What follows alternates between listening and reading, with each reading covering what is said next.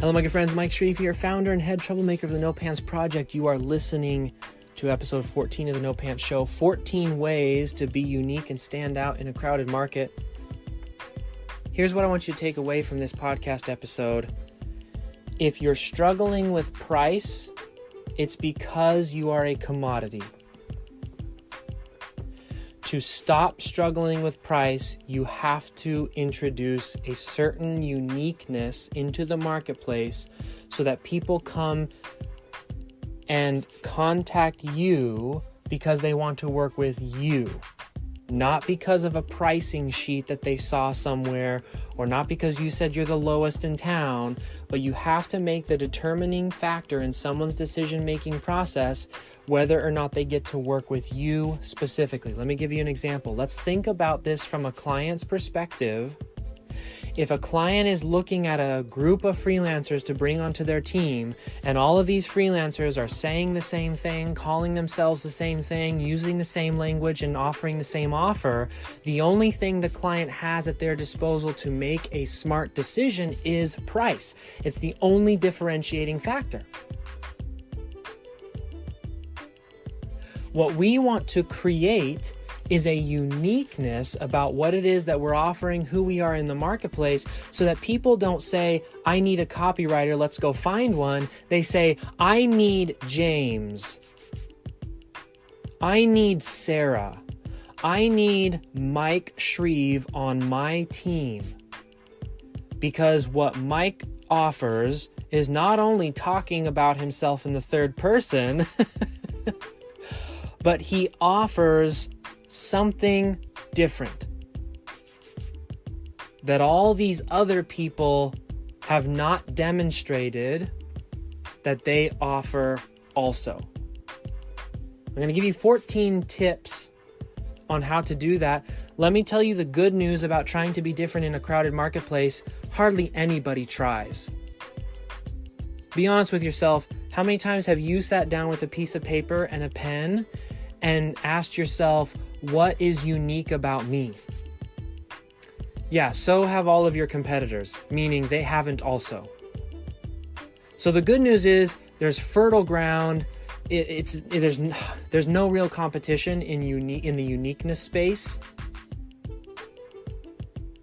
The competition is all in the commoditized space. Number one, create an angry guarantee.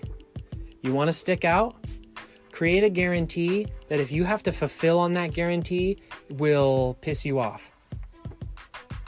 Let me give you an example.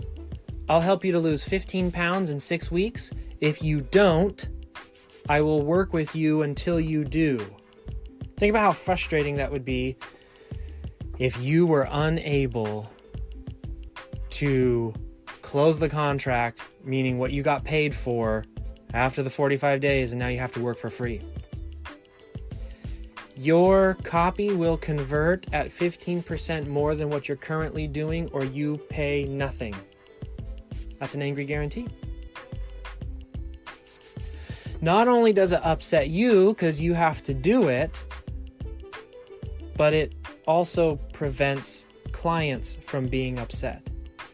And that is the shift that an angry guarantee provides. When a client goes out to hire, and one of the things I wish everyone could hire, I wish every human being could go through the hiring process, because one, I think it would make them way more confident, because when you go through the hiring process, you find out how many people are more interested in putting in the bare minimum than actually helping.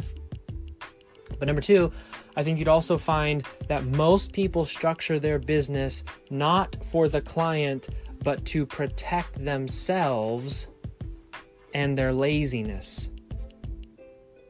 And maybe laziness isn't even the right word. Let me give you an example. An angry guarantee is something that we work on in the No Pants coaching and mentoring program. There's a reason we do that, and it's because I want the people who go through our programs to create client-centric businesses. Why? Because it's the clients who put the bread on the table. You have to build your business for the client, not for yourself. Now, what do I mean by that? I'm not saying don't have boundaries. I'm not saying don't have balance. Don't ever get into a situation where you're taking calls at 2:00 in the morning. I'm not talking about bending over backwards. I'm talking about figuring out what people want and making it easy for them to get it from you. Angry guarantees make you stand out in the marketplace like a red rose in a field of daisies because clients see you as somebody who has got their back. They can trust you easier because you've set up policies in your own business to protect them.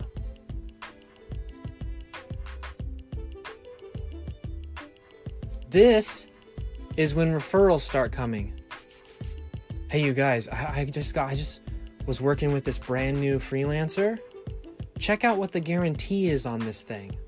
Are you serious? Wow, that's incredible. I'll take that guarantee. I'll try that out.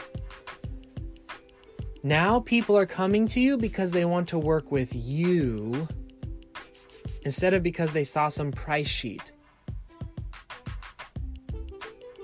Number 2, tell better stories. Specifically, tell more success stories. You want to be unique in the marketplace? Give people results. Let me tell you 3 success stories from this week. One of my students in the No Pants Project coaching program is working with Netflix.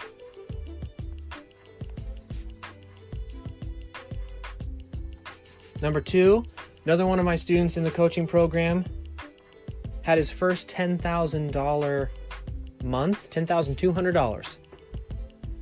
Funny thing is that this particular student, he came in with a goal of being a freelance programmer. He doesn't do programming for his business now. Why? Because he didn't want to be a commodity. He got to $10,200 a month because of the unique offer and business he has created. Another success story, stay-at-home mom, 2 small kids. Out of the blue, hadn't seen her in the group in a long time, was wondering what was up with her. She and I had actually spent some one-on-one time in speed mentoring and coaching. And she pops up and says, I've got a $3,500 a month business. Still stay-at-home mom, have time for my kids, was able to fire clients who weren't respecting my boundaries, and I'm loving it. Those are stories. They're not particularly well told. I didn't rehearse them. I didn't think about them. I didn't spend 10 hours writing a deep, in-depth case study with, all the different whatever that everybody says, take a testimonial, and then my philosophy is all the energy you are going to spend stretching the testimonial, just take that same energy and go focus on getting better results for your people. I would rather spend 10 hours, and I've done this multiple times in the No Pants Project. Like there were times where I would do a Q&A every day, Monday through Friday, answering every single question that came because I wanted the results. Instead of spending that same time going and trying to figure out what's the right copy I can do, and how's the better headline, and what's a better webinar, and what's a better... The stories I just told, somebody listening to this podcast is going to hear themselves in one of those stories, and they will be convinced to work with us in the No Pants Project coaching program because of the story, not because of the way that I told it. which means by definition, what I ought to be doing is figuring out how to get more of those stories rather than worrying too much about whether or not it has the right this or the right that, or it's presented.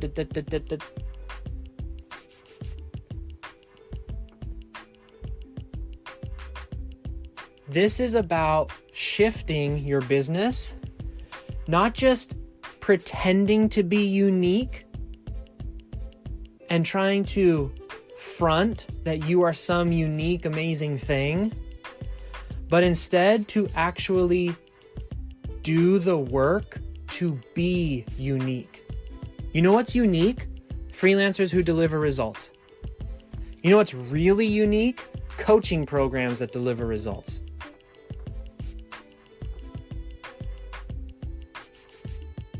But that has nothing to do with marketing, except it has everything to do with marketing. In that, the best marketing is you simply telling the truth, and your truth being, when I help people, they get results. Number 3, you want to stand out in the marketplace, do daily content. Let me give you a reason why. We've been doing this podcast for 2 weeks, and this is the 14th episode. Most of these episodes are near an hour long, so it's probably between 10 and 14 hours of me telling stories, talking about my opinions, talking about advice, giving steps, giving templates and tools and tips, and helping people. Like my mentor says, if you want people to believe you can help them, help them. Okay. 10 to 14 hours of that after 2 weeks of doing it daily. That is the greatest pre-sale content, pre-sale sales letter, branding activity, webinar-esque, etc., blah, blah, blah, funnel, whatever you want to call it. The opportunity for someone to spend a significant time in an intimate way with you is the foundation of creating a relationship where people come to you because of you. Not because of the features, not because of the price, but they have a relationship with you and they want to work with you. That's the best way to start a sales conversation. Now, my recommendation for 9 out of 10 freelancers is to distribute that content via an email list, because email lists typically get 20 to 30% open rates. That distribution is significantly better than if you have a Facebook or a LinkedIn and you're trying to get organic reach. Like in terms of just sheer numbers, a 30% open rate on an email is typically significantly higher than what you're going to get on organic reach for any of those other platforms. Now, if you have a Facebook platform that's 250,000 people, well, then maybe we can have a different discussion. But if you're just starting out and your Facebook page is small or your LinkedIn profile is small, or it's, not several thousands of people who are actively following you, email is your best distribution, which is why for the first year and a half, almost 2 years of the No Pants Project, I just did the daily email.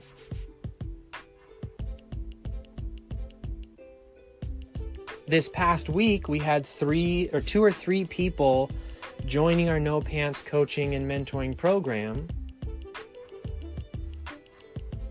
They had all been on the email list for some time, one of them for an entire year, which is to say that for a year, this person saw me show up every single day. So when it came time for this person to purchase the program, it was an entirely different conversation than what's the price and what do I get? It was, okay, I know Mike's the person who can help me. Let's get this thing going. Completely different conversation. And I'm telling you this about the No Pants Project, not to say that, this is only how you sell coaching and mentoring. But because you are in this universe, I'm trying to tell you what's happening while it's happening to you so that you can go do this for your clients. This is an authentic and ethical way to sell your stuff and to be unique without trying to trick people into believing you are something that you're not. The daily program works because all solid relationships have an element of frequency involved.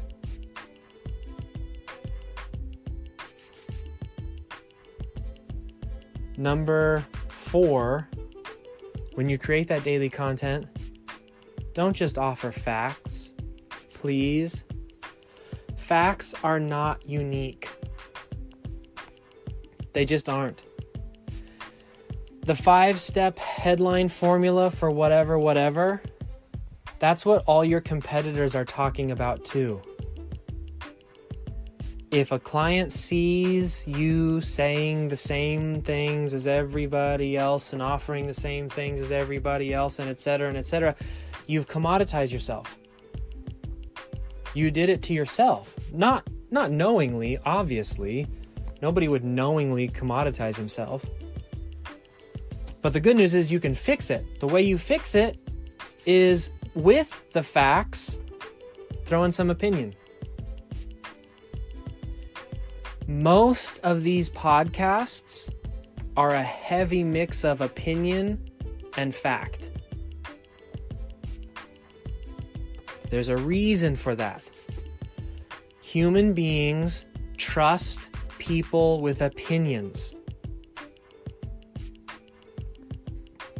There's research that suggests people trust people who swear more than people who don't swear. And you may say, what does that have to do with anything? Well, first off, I don't swear because I know for a fact many of the people in the No Pants Nation are listening to this audio, this podcast, my lessons with their kids. Number one, that means more to me than anything, that families are listening to this stuff. In terms of mission, in terms of what I'm trying to do here in the No Pants Project, to be able to educate multiple generations at the same time, 100% I'm all over that. But also, to share with you that it's not, we don't, the fact about the swearing, we don't use logic to trust something. You know this is true because you have trusted people with your heart before. And in retrospect, that was a massive mistake. And even looking back, you think to yourself, why the heck did I trust that person? Like when I got ripped off in November for about $55,000, in retrospect, I almost am like laughing at myself of, hello, if you had used any logic, if you had just thought about it intellectually for like 10 minutes, you would have known that that's not you don't want to get into business with those people. But that's not how trust happens. Trust happens because most people are walking around with their umbilical cord in their hand looking for a place to plug it in. That's what one of my mentors said to me. And opinion is an opportunity to create a tribal connection, a connection on a deeper level than the simple resuscitation of fact will ever allow.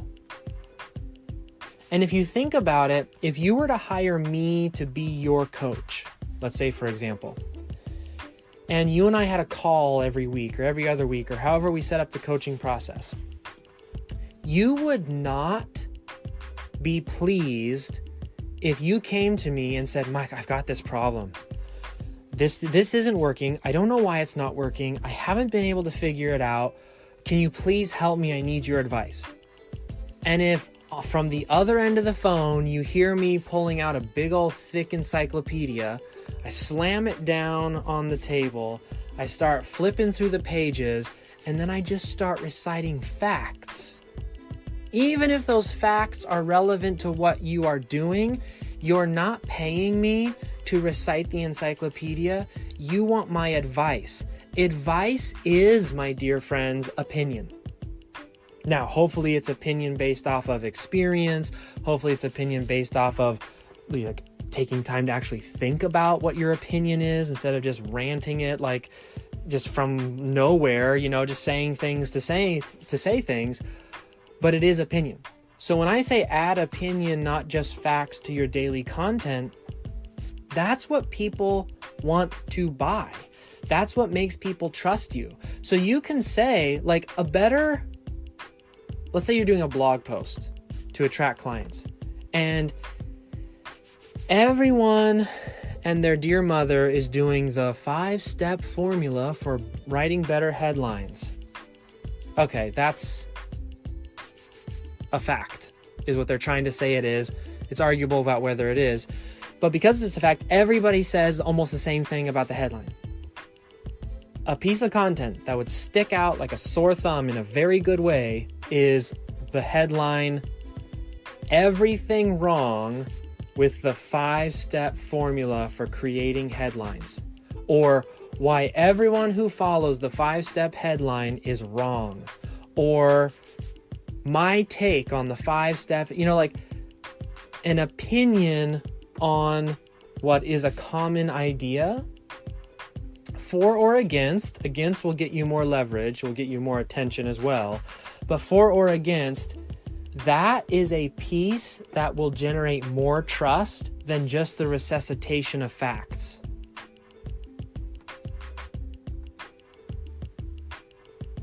Number 6, speaking of opinions and taking positions against things,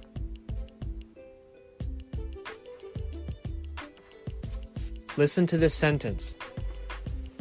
We're like Nike as a company. As a company, we are like Nike. Wanted to make sure that was clear. As a company, we're like Nike, but we don't use sweatshops and child labor. Pretty evocative, but also pretty clear. The concept here is to be able to fill in the sentence, "We are like X, except that," and then you poke a hole in whatever X is. X being a common idea or the establishment in which you operate. Every single niche, every single industry, every single service has an establishment. We're like a graphic design agency, except we actually remember your name. We're like a full-service digital marketing agency, except we care more about results than how much you pay us.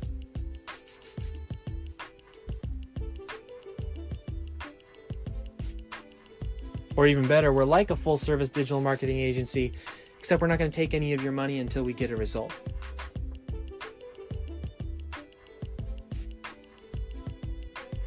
It's about figuring out what's going on in the establishment, or what's the sort of common idea, and then taking what you do and positioning yourself against it. Let me give you an example that may not be appropriate for everyone here that's listening to this podcast, because I don't think a lot of people who are in the No Pants Project are necessarily familiar with the whole online space. But for example, the No Pants Project coaching and mentorship program is like a $30,000 mastermind, except we're not going to rip you off for $30,000. We're actually going to make it affordable for the average person. Now, that may not be entirely relevant, and that's why we don't position it externally, but internally, when I sit down and design our programs, that's what's guiding my business. So whether you use this statement to just guide it internally, like I want the No Pants Project to be better than what most people pay $30,000 for. And by the way, the No Pants program is not $30,000. It's not even close. But I want it to be better than that. If you use a statement like that, whether it's internal or external, it's entirely up to you. Both are equally effective in shaping the way your business runs and making you very unique in the eyes of the people who matter. Now, the reason I don't do the mastermind thing and that sentence externally in our marketing for the No Pants Project is because, like I said, most people don't fully understand what that means. There's people in the world of online marketing and information products who, those people who know that about my business, they get very worried about that because it's a disruptive idea. Like, I'm so over overpriced masterminds. Oh my gosh, I'm just over them, right? So for a lot of people, it's very disruptive. And that's a good place to be if you're trying to build a unique business. Okay. Number 7, stop talking about your features if you want to be unique. Start talking about the pain that you solve. People don't care what you do. They want to know what you're going to solve for them. This isn't a new idea, but instant gratification and access to insane resources and unbelievable convenience has exacerbated the effect of not talking about how you're going to solve someone's pain, or more specifically, how it exacerbates the problem of not talking about the pain you solve. So let me give you an example. A friend of mine who has a photography business, and she partnered with her friend. Friend does the babysitting. And she also has another friend who does the fashion elements. I don't really know a lot about fashion. And what happens is this particular photographer, friend of mine, what she does is she works with women who are either re-entering the workplace or who are making a transition in the workplace. So maybe they're getting, they're moving from wherever they are to maybe C-level type stuff. And she works with these women to take their pictures, but the pain that she's solving it's so brilliant the way she set this up. First off, she knows these women have to take care of their kids. Because a lot of them are still stay-at-home moms and transitioning or have some other, anyways. So they're in transition, and so she makes it super easy by, you can bring your kids and they'll be totally taken care of, and you can take that massive burden off your chest. So first off, when you show up to my photos, you're not going to be stressed out. Because how many people show up to their photo completely stressed out, take their photo, it's fairly clear they're stressed out, and they're like, dang it, that was a bad photo. My photographer friend found quite a few people were like that. But then she has this fashion person. It's like fashion and makeup or something. Anyways, this other person she has on her team, what they focus on is a makeover. So these women come, and there's snacks, and I think like champagne, or there's this whole like chocolate, and it's this whole experience for women to come into this photography studio, not just to get their picture taken, but to get their picture taken in a moment of extreme confidence. The entire business is built around having the woman come into the studio, reduce the stress, and then through the makeover process, and the snacks and the etc. and maybe a little bit of the alcohol. Get the women to a point where when they get their picture taken with my friend, she says it's almost always their favorite photo of themselves. And she says they almost always say, I look so confident in this photo. And when you tie it back to the women that my friend is working with, that these are women who are transitioning into the workplace or going through some kind of promotion, how important that concept of confidence and them being able to see themselves in that moment of confidence can be for them. What that means is when my friend talks about her business, she's not talking about the 4x12 and the 9x whatever, and this is the lens I use, and here's my pricing. She's talking about when you come to my studio, you're going to have an experience. You're going to feel confident.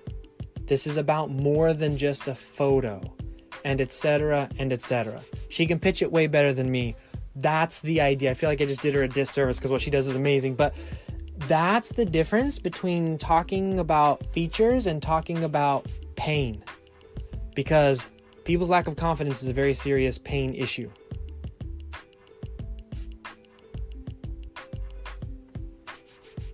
Number 8, focus on a very specific group of people. Just like my friend, she focuses on women with kids who have confidence issues, who need professional photographs. And you may say, holy cow, that's really specific. That's scary specific. And my response to you is, that's why people say, go to Sherry. That's why when women are searching online and find Sherry, they say, not, I need photographs. They say, I need you. I need you to help me. You have exactly what I'm looking for. Let me give you an example. 2 different companies, same industry, to illustrate how important specifics are. I help orchestras book gigs, company 1. Company number 2, I help punk rockers book gigs. You can see the websites, can't you, in your mind? You can almost see the person behind the business in your mind. The person who books orchestras versus the person who books punk rockers. Here's what's most important about that, since we're talking about how to be unique in a marketplace. The punk rock booking agent speaks punk rock. The person who books the orchestra gigs speaks orchestra. They have the same values. They know the language. They probably interact with the same people. When a punk rock group is looking for someone to book them, they're going to find the punk rock booking agent and say, oh my gosh, you're the person that we need. Instead of Walmart style shopping, what's the cheapest price I can get of these tchotchke things and widgets, and I don't even know what the name or brand of this is. It just looks like something I need. Toss it in the cart, away we go. It is about transitioning to people being able to say, you are exactly who I need.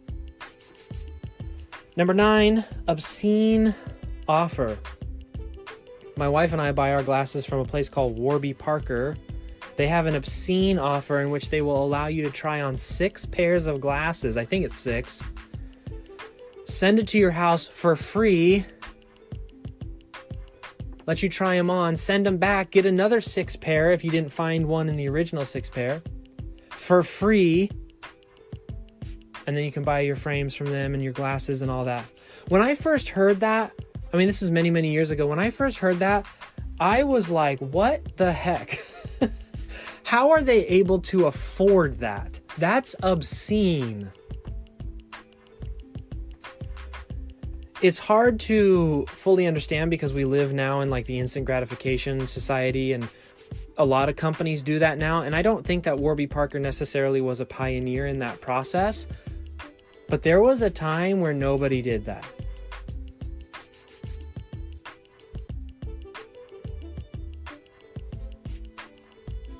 And then some company decided that they were going to put the customer first and do something crazy, insane, and obscene. If you're in our No Pants coaching and mentoring program, we walk you through this process. We want people to build businesses that are client first businesses. Another obscene offer could be an angry guarantee. I'll work with you for 6 weeks to lose 15 pounds. If you don't lose 15 pounds, I'll work with you until you do. That's obscene. That's an offer when you hear it, you think, oh my gosh. Yeah, I'll do that. That sounds crazy. That sounds amazing. Let me give you 2 examples. Here is not an obscene offer. Come over to my house on Saturday and let's clean my toilets together. Won't that be so fun? No, that'd be horrible. I don't even want to do that. And they're my toilets, right? Here's an obscene offer. I need you to come over to my house and I need you to bring a truck. We have some stuff in the garage that I need unloaded. Well, don't, turn me off yet. What I need unloaded is I've got like 200 pounds of solid gold in my garage. I just need it out of here. I don't care what you do with it, sell it, whatever. If you can come over, put it in your trunk, take it away, I don't want to see it ever again. That's an obscene offer. Most people build a business based off of inviting their clients over to clean their toilets. Meaning they take the employee mentality of hire me and then like do all of the work for me. Like pay me, but can you just like do most of it? Because I don't like actually want to do it. That will put you in the commodity bracket so fast. You want to make an offer that the client feels like what you're asking them to do is back their truck up to your garage and take home a pile of gold.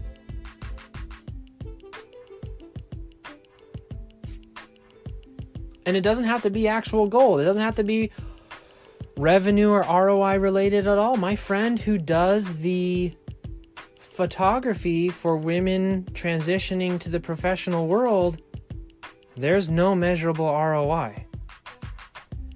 But those women who come to her place, it's the equivalent of them driving to the garage, backing up their truck, and driving away with gold. Part of that process is that the women who come to her studio, they just show up however they are. They don't even have to get ready. It's literally, put your kids over here, come with me this way. I have a professional here who's going to give you a total makeover.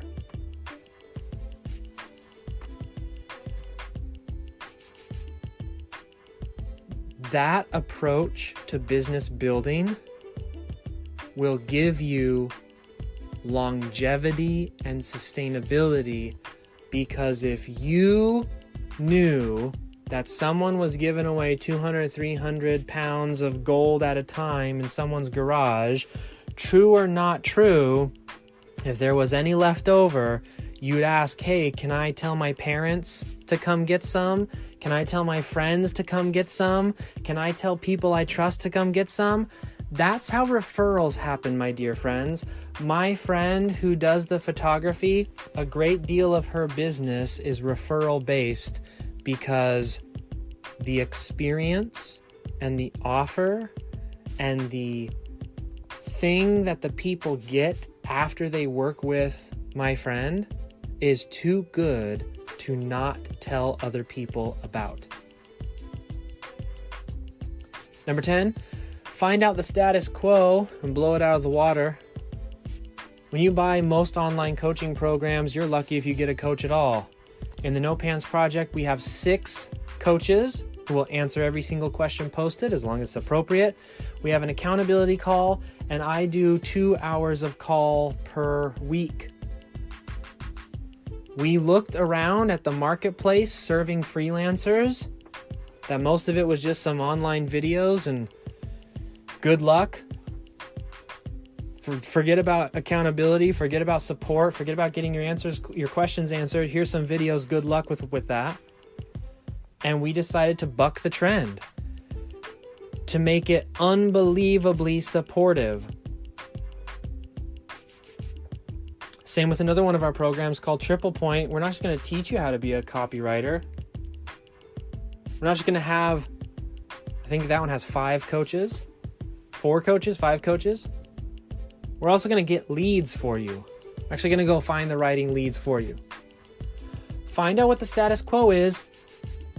Blow it out of the water. It doesn't mean bend over backwards. It doesn't mean do unnecessary things. It doesn't mean don't have boundaries. It doesn't mean don't make it profitable. It certainly doesn't mean drop your prices. It means figure out where everybody else is missing the obvious wins, implement it into your business, and help people. You'll be unique in a meaningful way. Number 11, same kind of idea. Listen to the complaints that your dream clients are making about other people like you, and then fix it.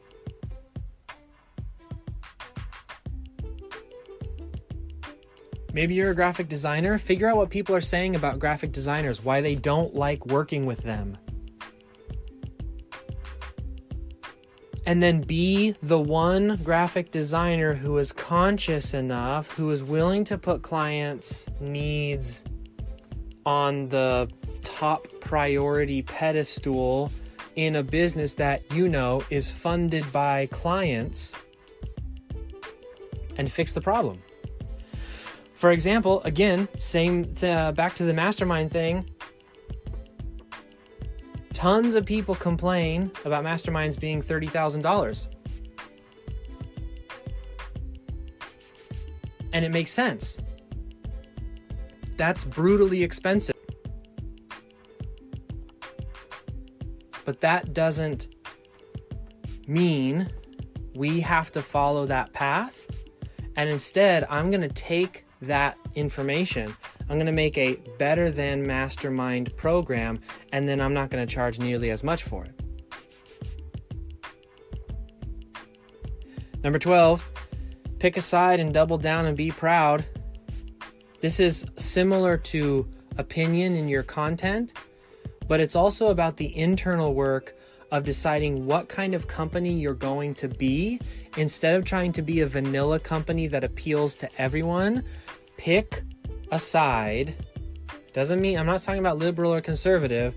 For example, I despise the Lamborghini renting, mansion renting, fake Instagram, pucker lip. I hate that crowd. And I'm okay with using the word hate because that is how honest I feel. They're liars, they're scammers, I can't stand them. I can't stand them because I know a lot of them, because I'm in a mastermind with a lot of them. And when I go to these masterminds, I don't just say this stuff to you guys in my email list. I will say this stuff to their face. I will say, it's ridiculous that you're using a Facebook ad with a Lamborghini. Do you understand how short-sighted that is? And what happens in those masterminds is, without fail, every single time I say something like that to someone, I will get a really good client who aligns with my values. I'm not talking about being arrogant and braggadocious, and I don't do it in a horrible way where people never invite me back to a mastermind. I just question them.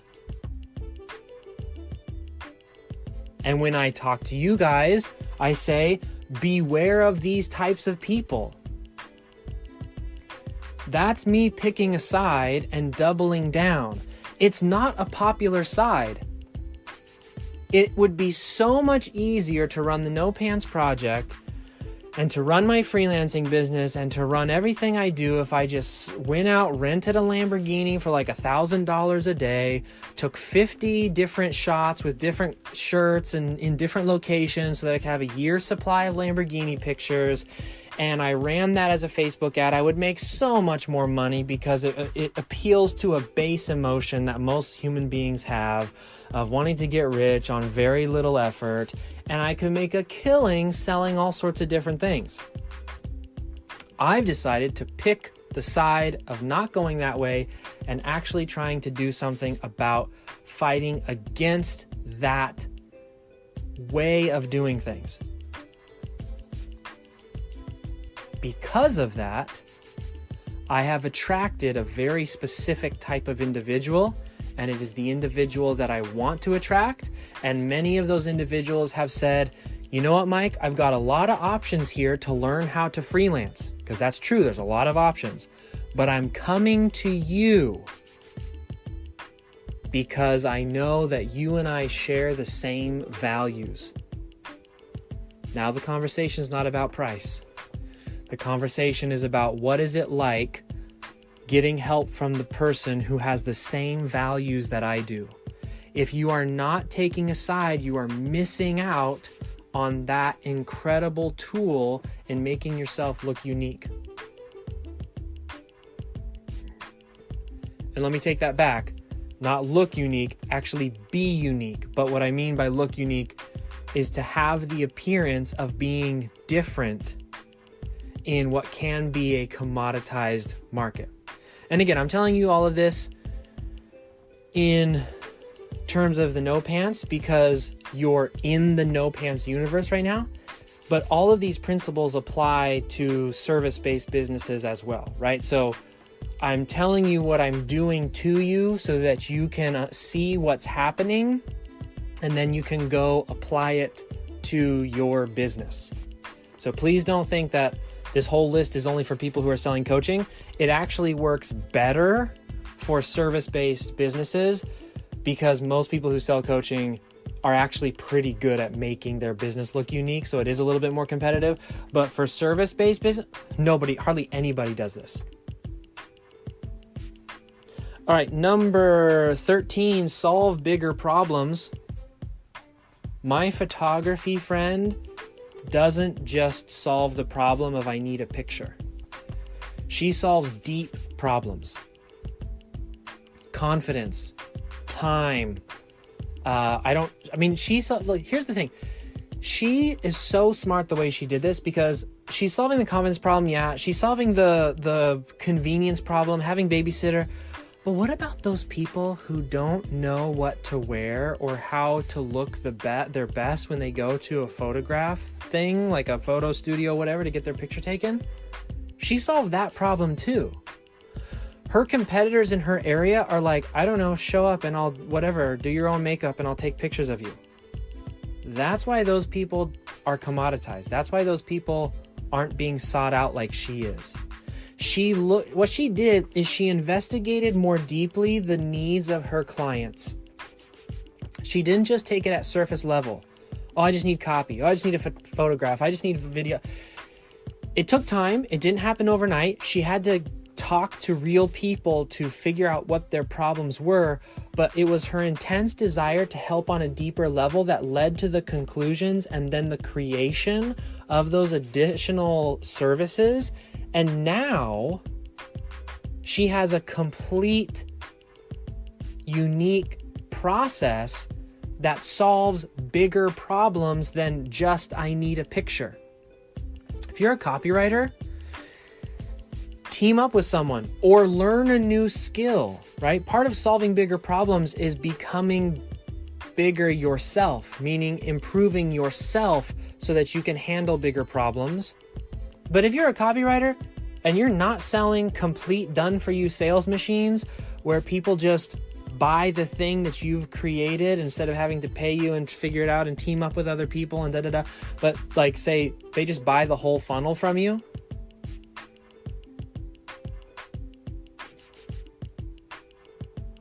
And they don't even really have to do anything. That's a huge missed opportunity, because when you're a copywriter, the problem you're solving when you present yourself as a copywriter is you're solving a staff position problem, not a business problem. So you'll get treated like a staff position instead of like a problem solver. Problem solvers make more, and they're also treated with significantly more respect, and they have a lot more leverage, leeway, and ability to do the cool things, like the cool projects. All right, last thing here, number 14 on our list of 14 ways to be unique and stand out in a crowded marketplace. If I were to sum up what's the fastest, bestest, mostest, awesomest way to be unique, be the best at getting results. The best way to be unique is to be the best at getting results. If somebody told me, Mike, I have a certain amount of time every single day, how should I break up my day? I would say spend at least 70 to 80% of your day trying to get better at getting results for people, because everything else will follow after that. It's like I was talking about earlier with the success stories. It's not about the marketing of the success story. It's about getting success stories. That's the 80-20. That's the critical piece. It's not about how fancy your angry guarantee is. It's the fact that you never have to use your angry guarantee because you're so good at getting results for clients. It's not about what's the obscene offer, that how can I best word it? What's the trick? Like, what's the best copy formula for making an obscene offer? It's about being so good that when you talk about what you do, it sounds obscene compared to everybody else. One of our biggest problems in the No Pants Project is that our stuff is obscene. And a lot of people just don't believe it. Like, so few people believe that in 1 week inside of our program, $3,500 a month stay-at-home mom, $10,200 a month freelancer, Netflix, another person came in, they walked into a brewery, walked out with a client, another person got their stuff featured on the Rodale Institute. I mean, sometimes I just take a break from telling our stories because people it's too obscene for their level of understanding. But that's the key, because I'm not trying to appeal to everyone. I'm trying to appeal to the people who want to work with me, because that's a completely different conversation. It's also a completely different experience on the back end when you fulfill on the thing that you've sold. And maybe in a different episode, we'll talk about fulfillment.